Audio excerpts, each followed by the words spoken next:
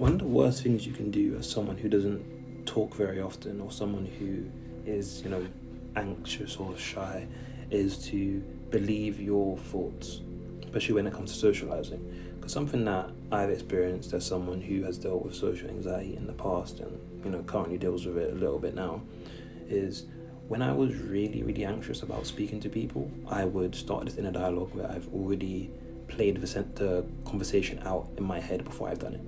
So when I do see someone that I want to talk to, I've already kind of rejected myself in my brain already. That I've already gone through the motions of, okay, I'm going to say this, and then they're going to say that, and then they're going to walk away, and I'm going to feel bad.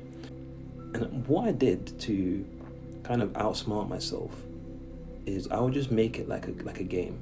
Okay, what happens if that doesn't happen? Let me find out.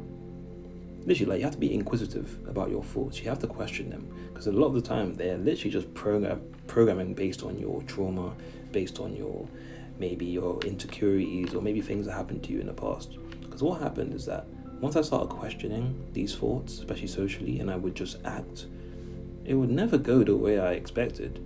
Sometimes it'd be a lot worse, and sometimes it'd be a lot better.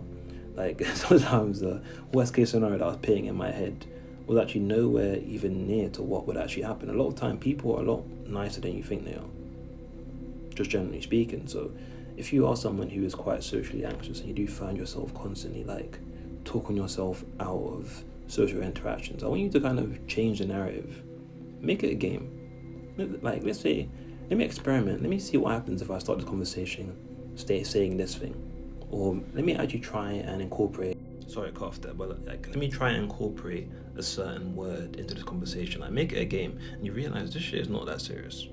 That person is not that scary. Talking to people is natural. It's our second nature. We've just been programmed to stop doing it because we're addicted to these phones. Yeah.